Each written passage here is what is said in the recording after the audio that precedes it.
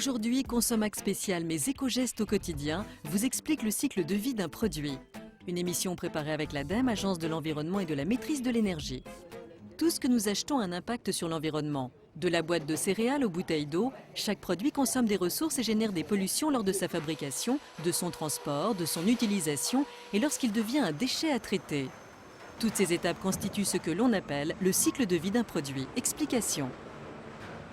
Un cycle de vie commence par l'extraction des matières premières, l'extraction des matières dans le sol.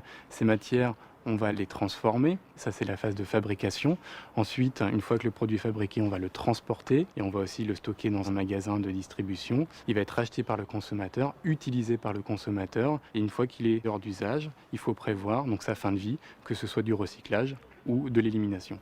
Par exemple, pour qu'un produit ménager existe, il a fallu utiliser des matières premières pour le fabriquer, du plastique, du verre ou du carton pour l'emballer, du carburant pour le camion qui le transporte, de l'électricité pour le magasin qui le stocke. Mais aussi, à nouveau, de l'énergie pour traiter le déchet qu'il devient après usage, qu'il s'agisse de le recycler ou de l'incinérer.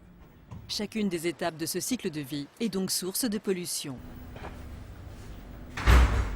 Un étiquetage écologique pourrait voir le jour dans les années à venir.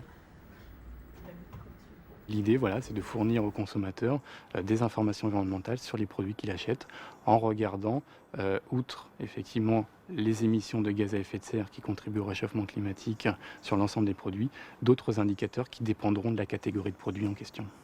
La consommation en eau, les rejets toxiques ou les atteintes à la biodiversité sont autant d'indicateurs qui peuvent aider à évaluer l'impact sur l'environnement. Dans ce supermarché, par exemple, c'est le bilan carbone, c'est-à-dire la quantité de gaz à effet de serre émis dans l'atmosphère, qui est indiqué sur l'étiquette écologique.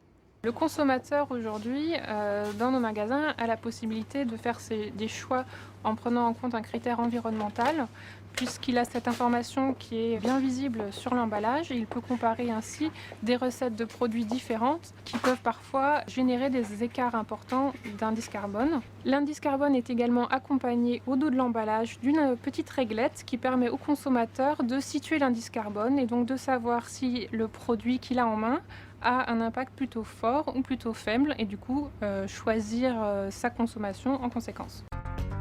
N'oubliez pas, à chaque étape de sa vie, un produit consomme de l'énergie. De sa conception à son recyclage, il a des effets sur l'environnement.